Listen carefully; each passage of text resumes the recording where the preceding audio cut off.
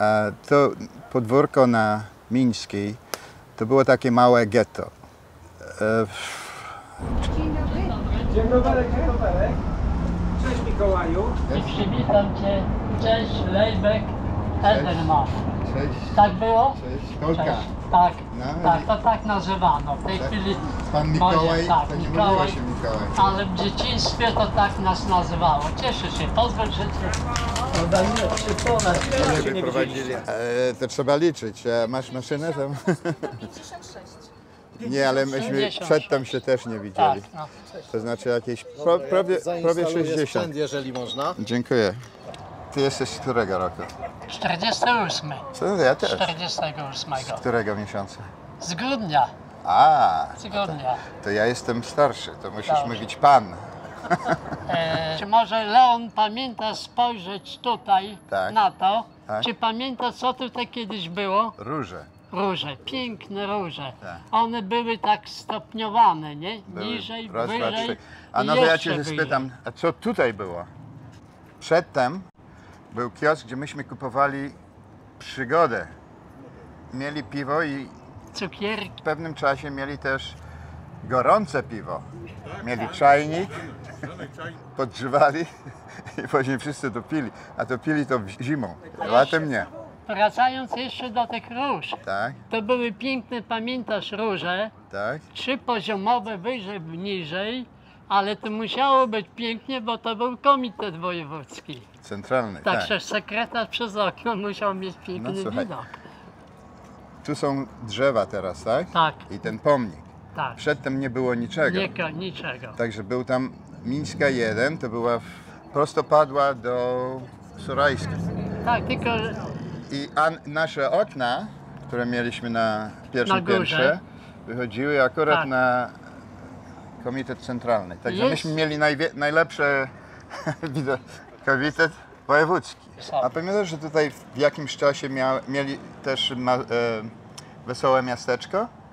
jeszcze ta kamienica stała i na tym polu oni właśnie wykorzystali maszynę, gdzie tłukli kamienie z ulicy Suchej, Mazowieckiej. Tam były takie Mój nowy. kamienice za rynkiem, nie? Tak. Takie duże, murowane kamienice. I oni te kamienice rozbierali i tutaj tłuczkę taką robili.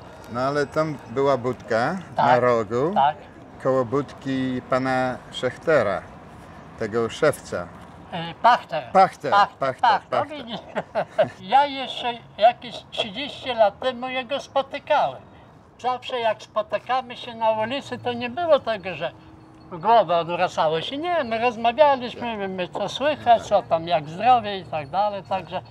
Ale on był taki bardzo taki spokojny, tak, życzliwy taki, spyta się, porozmawia. Ojciec mnie po papierosy wysyłał.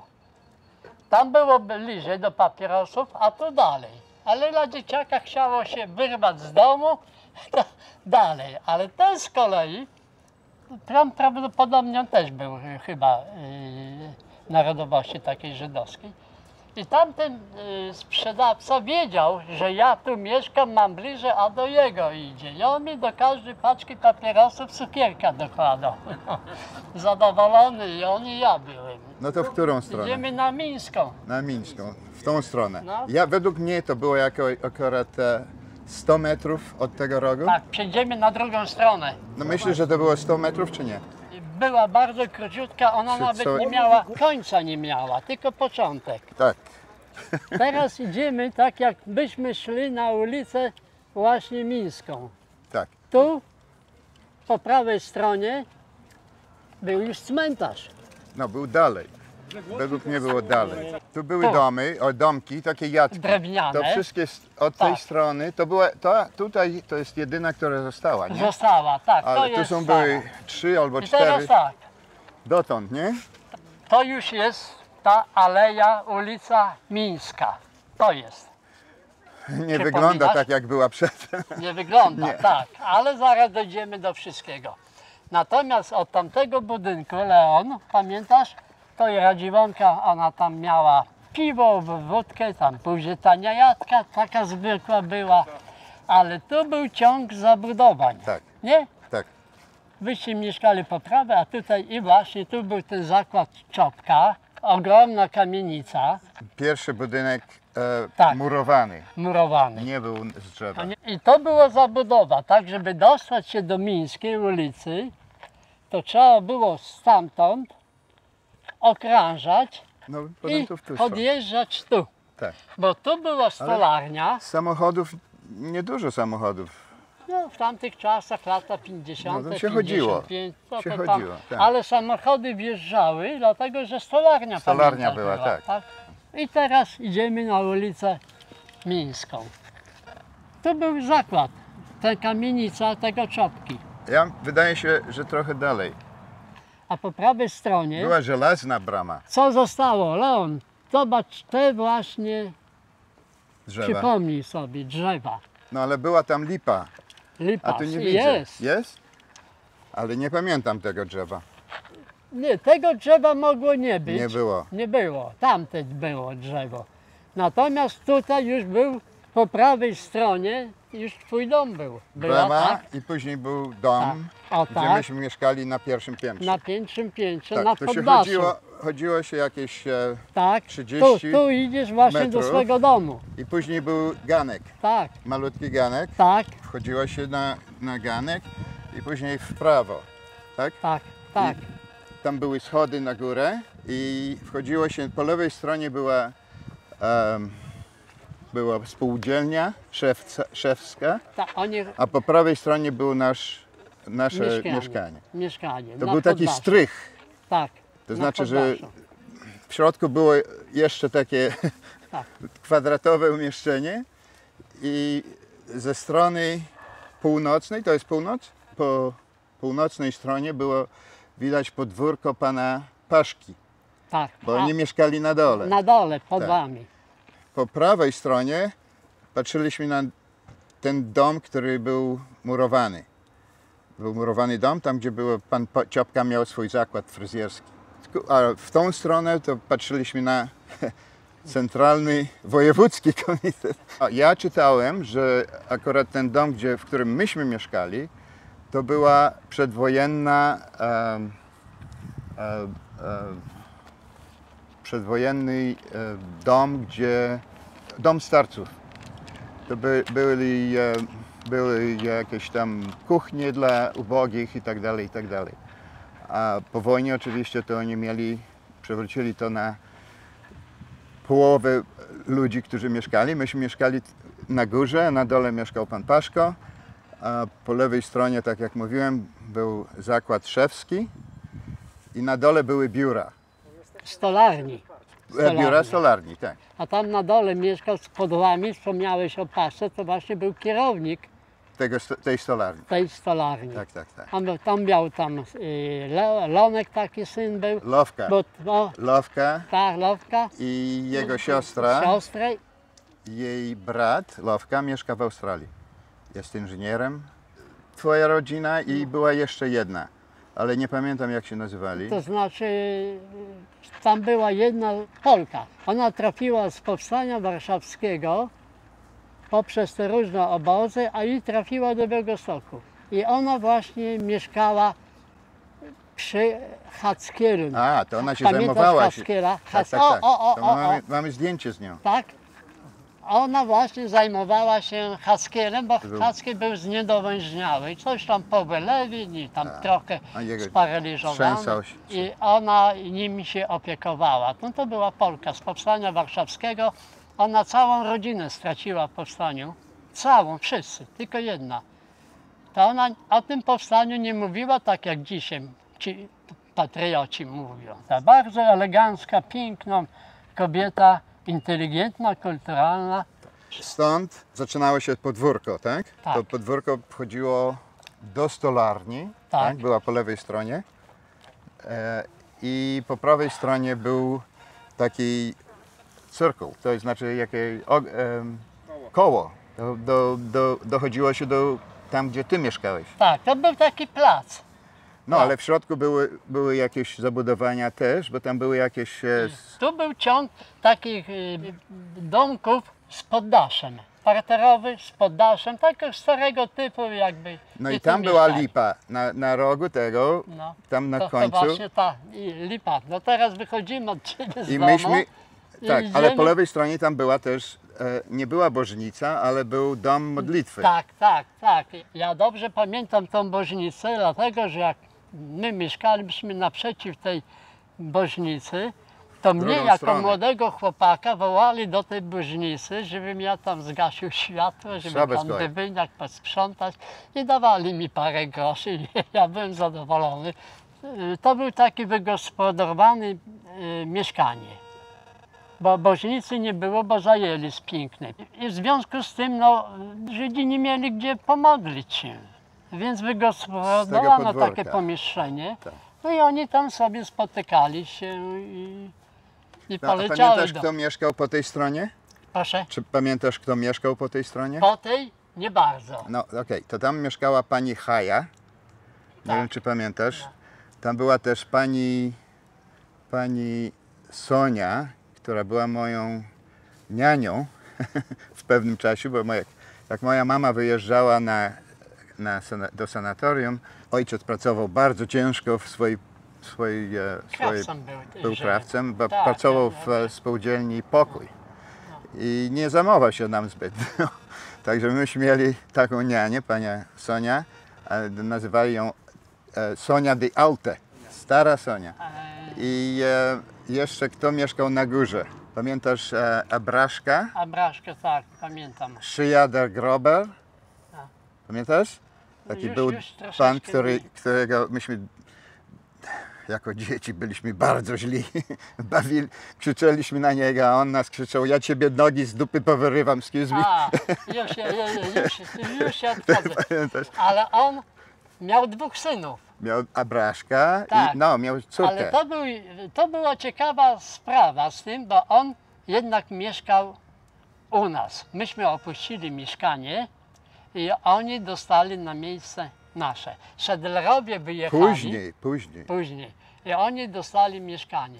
Ale on był, tak jak ty mówisz, taki konfliktowy ze wszystkimi. Mało tego, że nawet ukazał się artykuł w gazecie białostockiej na temat jego tych brzydkich wyczynów. Ja tego nie wiem. Był zatytułowany "Wolność Tomku w swoim domku", on tak uważa. Okej. Ale była konfliktowa. A pamiętasz jedyna konfliktowa rodzina żydowska, która tak... A pamiętasz panią Lederman?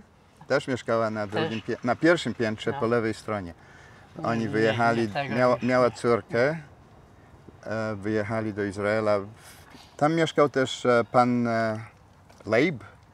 Nie wiem, czy pamiętasz go. On emigrował z Rosji, przyjechał z radzieckiego, Związku Radzieckiego. Ale to był Żyd, czy nie? Tak. Nie On też przypominam. pracował z ojcem, bo pamiętam go, on go wziął do pracy, też był krawcą. A czy ty przypominasz sobie, może ze słyszenia, tu była w Białymstoku bardzo ciekawa postać żydowska. Szarf? Kury. Szarf to swoją drogą, ale jeszcze ciekawszy to był Kury. Kury kto? No tak, O! Bartnowski. On dolarami Ja, to handlował. jego syn Janek. Na zdjęciu jesteśmy razem z Oni jego mieszkali córką. na dole, Ale oni mieszkali na Składowskiej. no ale w jakimś czasie mieszkali na Mińskiej też. Mieszkali na Mińskiej, na dole, akurat koło pana Grünsteina. Pamiętasz pan Grünstein? Tak, dobrze pamiętam. No to właśnie Matka mi tam byli nie dwóch. chciałem jej. To przyjdzie Gryszczan i zabierze, bo byłem takim niejadkiem jak zawsze. To były 3 mieszkania. Na jednym mieszkał Bartnowski, drugi był Grünstein i na górze ta rodzina nieżydowska, nie pamiętam nazwiska. Siebie poznałeś. Siebie poznałem z tym Może ktoś chciałby zobaczyć jak śmiesznym ubraniu, tak? Ejdelman. No. Gdzie pan jest? Ja jestem w tych szelkach, taki drobny, szczupły chłopak. No, a Ejdelman stoi A ja jestem właśnie... po lewej, po prawej. A to ta pani z Powstania Warszawskiego. No i trzyma mnie za rączkę. Tak. A to było zrobione w zwierzyńcu. Zwierzęco, tak. Poszliśmy na spacer wtedy. Ona nas wzięła. No, pan Grünstein był bardzo specjalną postacią, Tak. bo robił wszystko sam, pamiętasz? On Tak. miał taki ciemny pokój Nie było okien, a właściwie pewnie miał okna, ale było zasłonięte. Były Z zawsze. pieskiem chodził. Miał Pamię- psa, ale Pekińczyk. robił wina, własne wina, pamiętasz? Miał takie gąsiory duże z tymi rurkami i tak to bablowało się, to wychodziło z góry na dół, z dołu na górę. I co jeszcze robił, to on miał takie ciekawe jedzenie.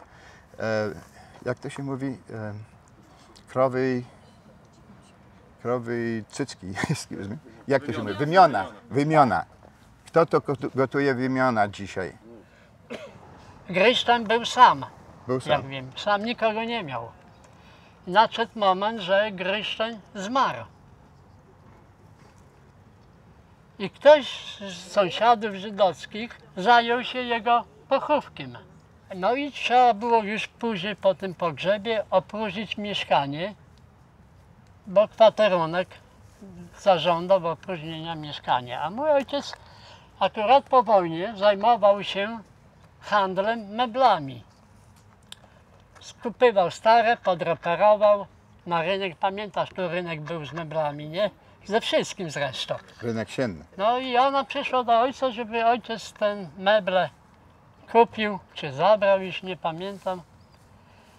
Ojciec poszedł z matką, ogląda te meble, a kiedyś do szafy i kiedyś patrzono, jakie plecy w szafie są, bo były takie drewniane, nie tak jak dzisiaj pilśni, tylko drewniane. I najczęściej to drewno było potoczone przez robaki. Wtedy, jak się zobaczyło, że to cena, wiadomo, spada. No i ojciec chciał zobaczyć te plecy, odsunął tą szafę, no i wysypały się dolary. A ona zaczęła zbierać, a ojciec mówi, trzeba milicję powiadomić, bo nie można było w tamtym czasie mieć dolarów. A ona mówi, a po co ci milicja? Ty weź połowę, ja wezmę połowę i po co nam milicja? Matka stoi obok, mówi, jak to my po połowie? A ja to co? No i Ale jeszcze o panie Grünsteinie. W jakimś czasie, ja pamiętam, że w czasie jak był sąd Eichmana w Izraelu, tak, ja myślę, że on pojechał do Izraela jako świadek. I to dobrze pamiętam, ale akurat chciałem to zobaczyć i sprawdziłem na Google, bo tam mają imiona wszystkich tych świadków, nie znalazłem go. Także nie wiem, czy to była historia wymyślana przez kogoś, ale wiem, że wyjechał do Izraela w tym czasie. wychodzimy z domu, od ciebie idziemy na podwórko, gdzie żeśmy się tam Tak. bawili. To jest właśnie te lipy. To była ławka, Tak. tutaj Ta ławka siedzieli. była, tak. Tutaj pamiętam, że jak w lipcu albo w czerwcu, jak to kwietniało, to ludzie to zbierali na herbatę, bo to była medycyna na przeziębienie.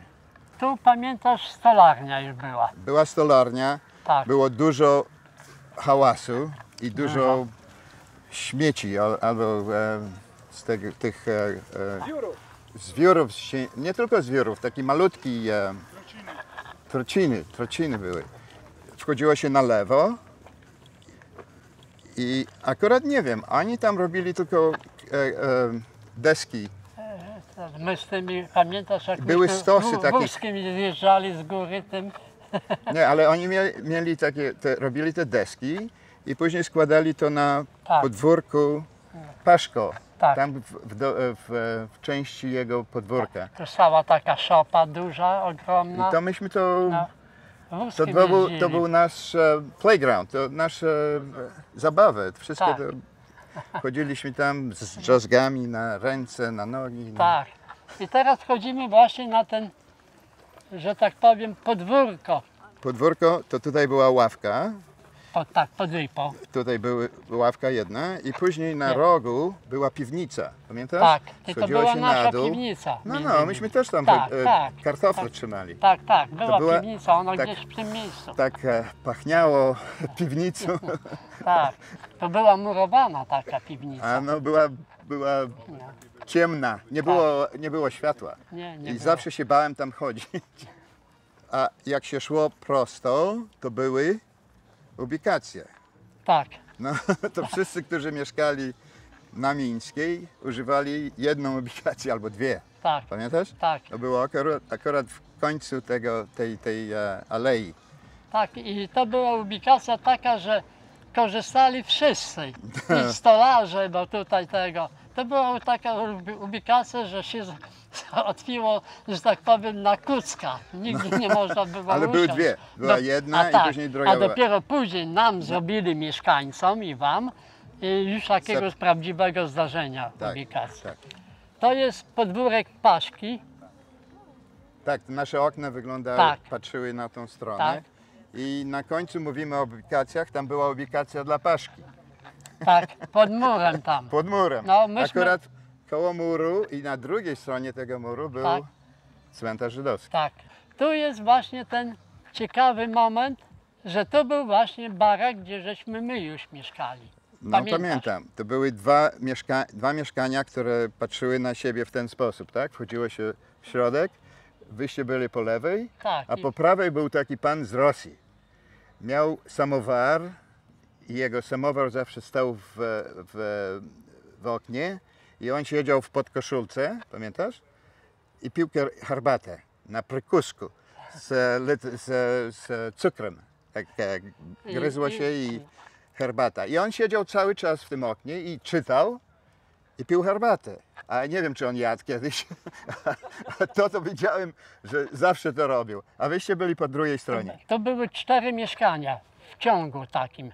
Mieszkanie Hackiela, tego dokładnie tu, gdzie ta brzuska jest, budynek taki barakowy i ta brzuska zaczęła rosnąć jako młode drzewko, samosiewka pod oknem Hackiela. Natomiast to były 4 mieszkania. W końcu największe mieszkanie Szedlerowie, nie wiem czy pamiętasz, Tak, on był elektrykiem, miał 2 córki. tak. Wyjechali do Izraela. Izraela, Tak. bo jeszcze na 100% do Izraela, bo akurat myśmy tak dobrze, moja rodzina z nimi żyli, że oni z Izraela przysyłali dla mnie w listach korespondencję, znaczki, bo ja wtedy zajmowałem się zbieraniem znaczków. No kiedyś w latach 50., 60. dostał znaczek z Izraela.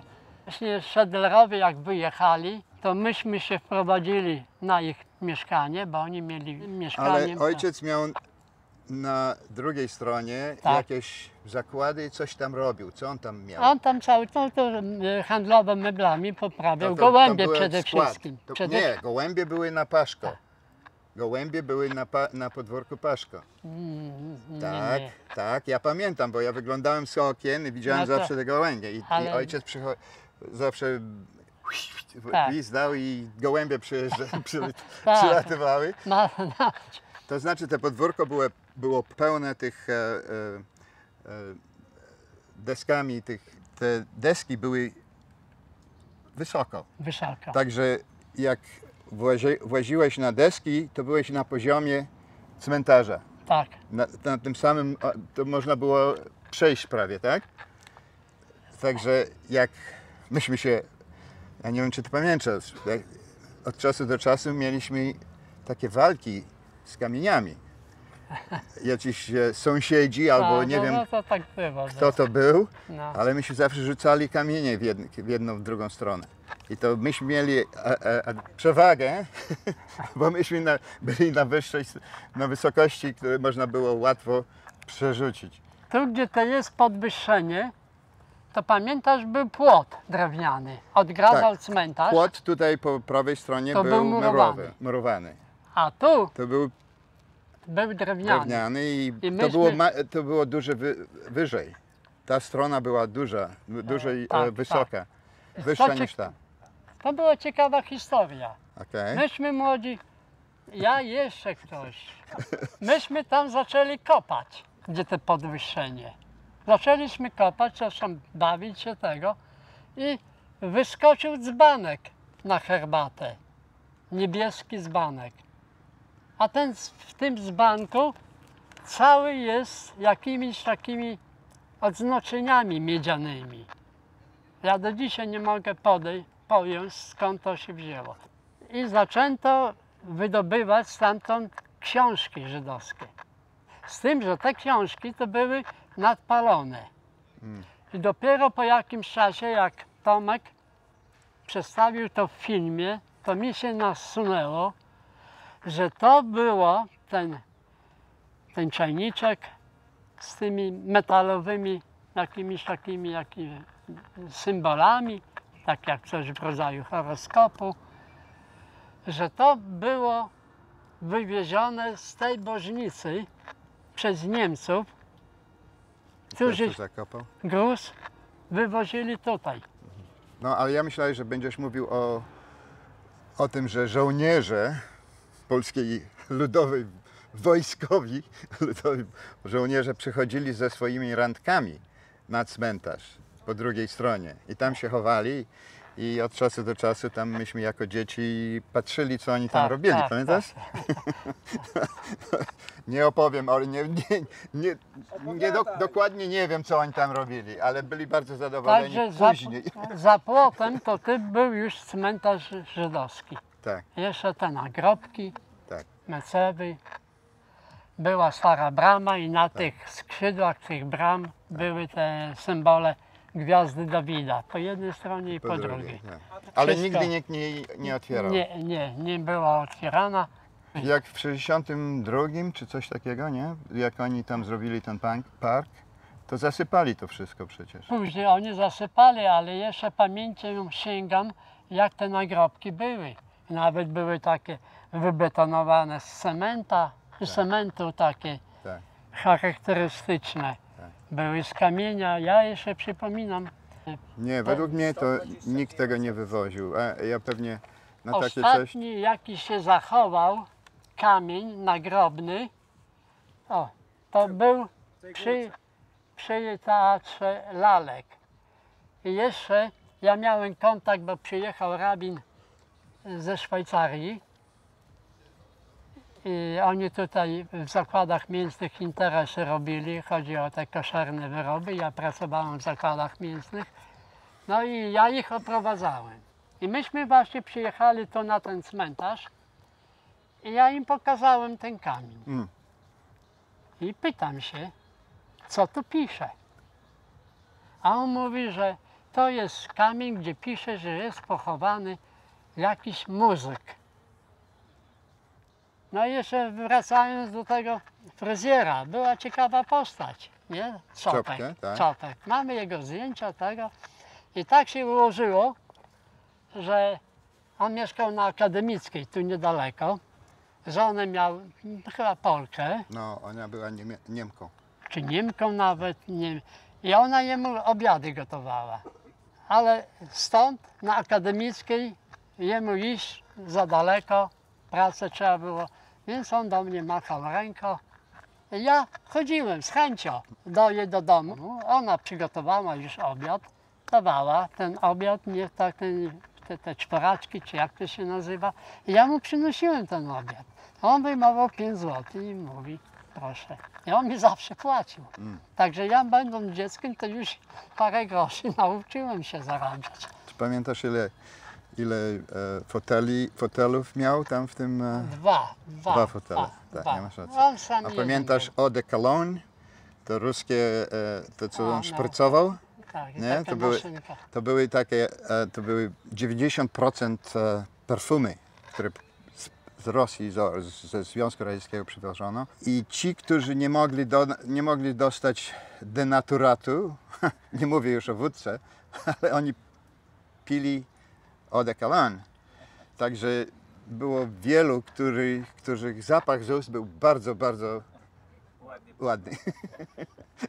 I oni to dostawali od pana Czopki. Bardzo fajny facet był, taki spokojny. W co się bawiliśmy? To było pytanie.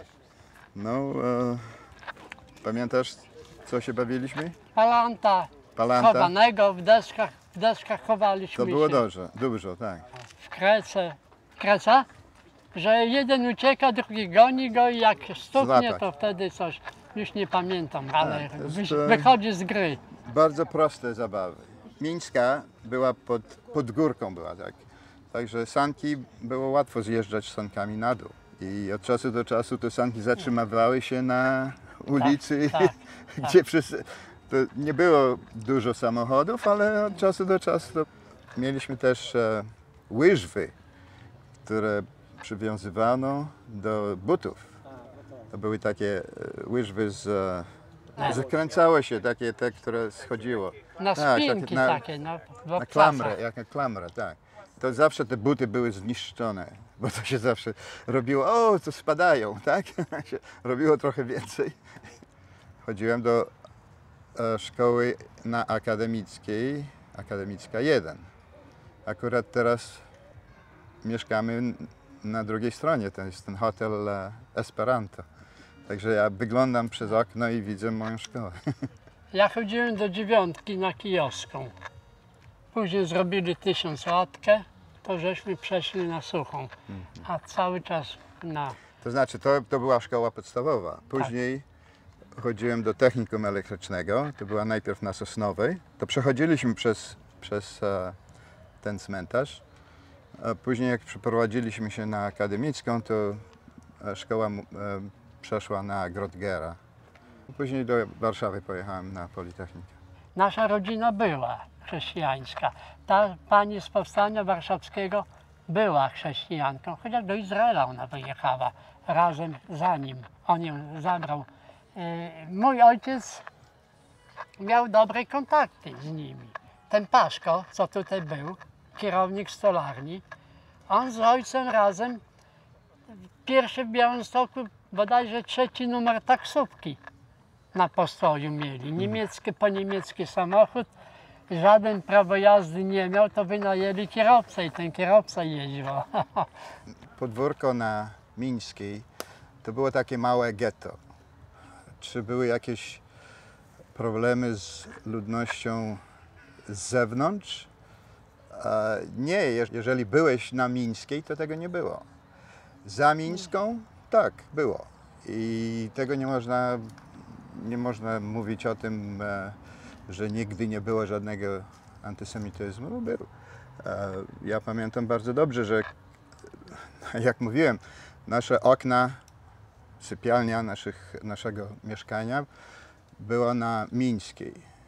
I pamiętam dokładnie, że któregoś wieczoru kamień znalazł się u nas w sypialni. Ktoś rzucił kamień. Czy ja pamiętam, dlaczego oni to robili?